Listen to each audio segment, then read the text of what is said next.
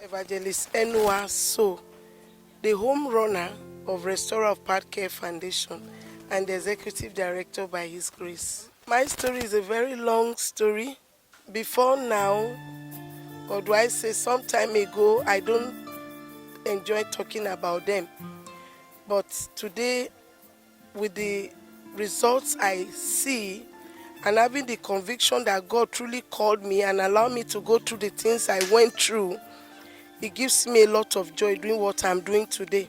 When I was 16 years old, I think 15 plus, I was molested, and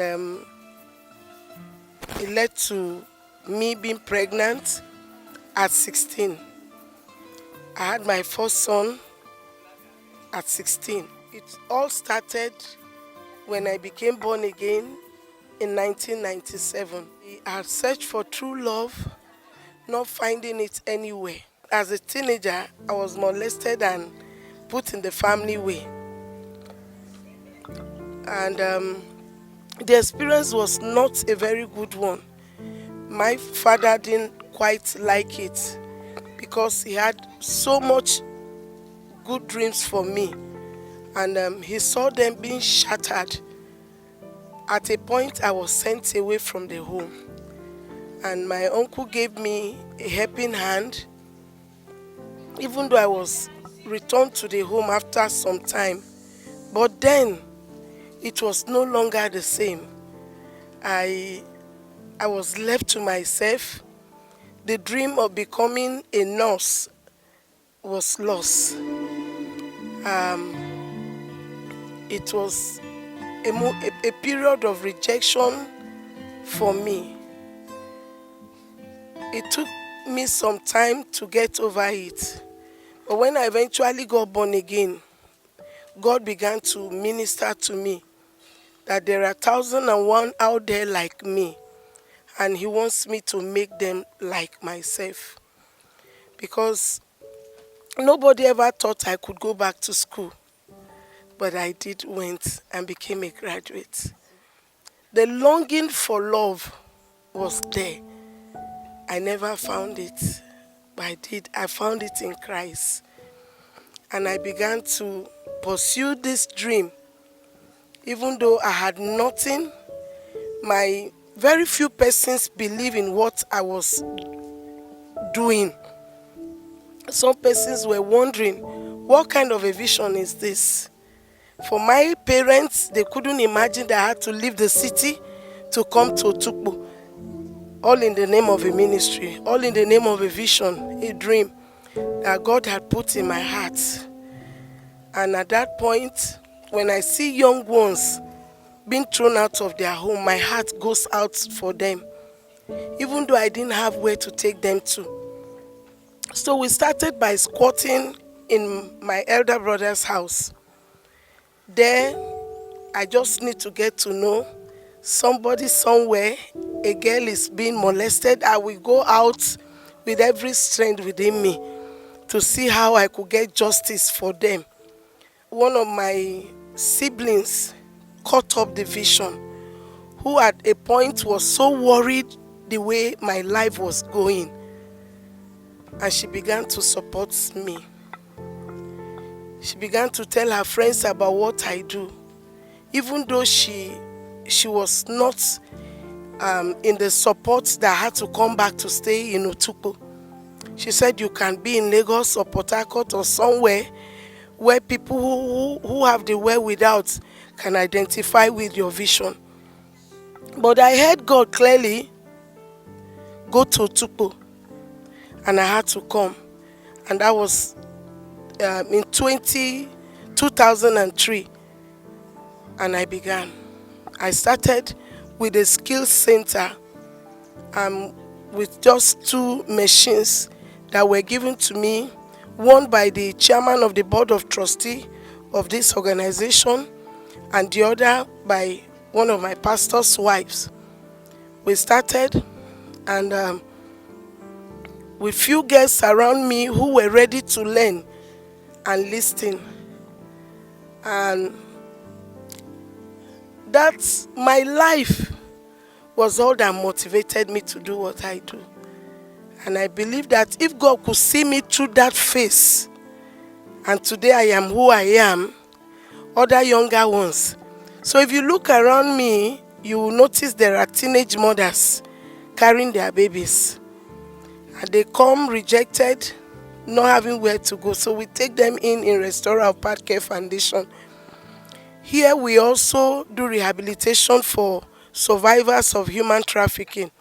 A lot of things motivated me, and we live in a society where poverty is eating deep into families. And I see younger girls, when you try to find out why they do what they do, they tell you we don't have anybody supporting us, we don't have anybody talking to us.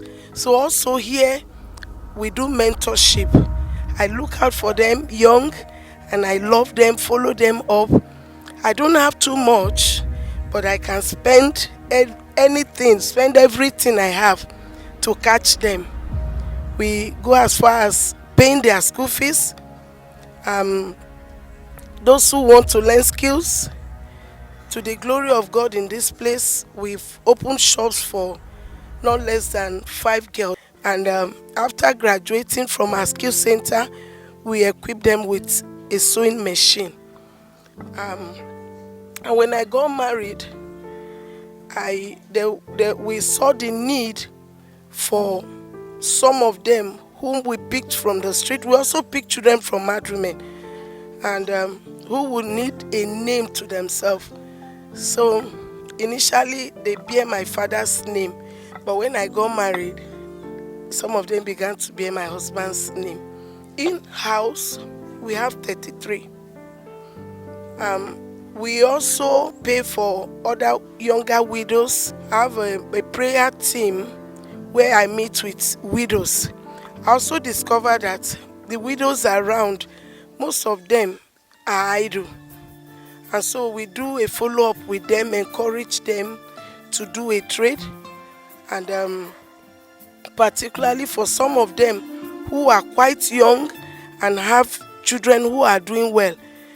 We have one who has 5 children, and at the time we met her, she was just 33. And we felt it was quite burdensome for her. So we took up like 3 of our kids. And to the glory of God, one of them is a graduate now. He finished from BSU, Makodi. He read mathematics. The second one, she's at the Federal University, Taraba, reading accounting, also being sponsored by us. We also have a school which is strictly for orphans and destitutes. When I mean destitutes, when we discover that there are families that can't pay at all, they can't do it at all, we take such burdens off them. They don't pay. Right now in the school we have 16 pupils, 16 wards. They don't pay. We are responsible for their books, their uniforms, and their snacks. So in total we have 46. I want to share briefly some of our success stories here. By the grace of God, we've been able to, like I said earlier, some of my guests are graduates. And last 2 years, we had one who graduated from Uni Agric, and Shaw on 2-1. And she's our first teenage mother. When she came 13 years ago, she said at the point we found her, she was contemplating suicide. But after much work, God helped us with her, and today she's married with 2 kids. 2 days ago, we had one who had her diploma, the one that drums here. She just came back. 10 years ago, she joined us in Restorer of Path. She came in as a teenage mother at the age of 18. And we had one whom we picked up when she was 5. She also had her diploma, and we also have some of them who are in the university now. And also some time ago, even though not completely a success story, apart from the fact that we rescue, we see how we can restore and also get justice for the abuse here. I don't know if you heard about one popular case of one young lady that was raped in Uboklo, the 13 years old girl Ochanya. We were her caregiver. She stayed with us for 3 months, took the case up in the court, and though it lingered for 3.5 years, we didn't get justice for her, but we fought. And the wife was persecuted for negligence, while of course the usual thing in the judiciary, the case was thrown out for reasons best known to them. Today, some of them came in and started primary school here. One is writing his WAEC now. He started from primary 1 and went through primary. Is in secondary school and almost graduating. And every child you see here goes to school. We have a standard. We discovered that some of them are gifted in singing, and we used to have keyboard and other instruments for them to develop them. Some went bad, and we are still trusting God to get some. Those who are not ready to go to school learn a particular skill. So our children in Restorer of Path Care Foundation, like you heard them sang, we are not ready to settle for less. We see them and we see God in them. And one other thing that God helps me to do in this place is to make a difference. There's this mentality that when you come to an orphanage, the first thing you see is a wretched-looking kids. I don't take it here. God put it in my heart that I should raise them as kings. When you bring us clothes here, I look through them.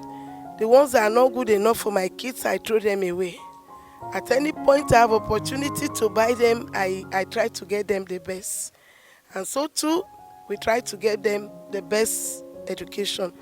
Like the school we started here, we went around schools and make sure those who are doing well, the schools we know are doing well in town, we borrowed a leaf from them to make sure we do the same in our school. Finally, the challenges here are enormous.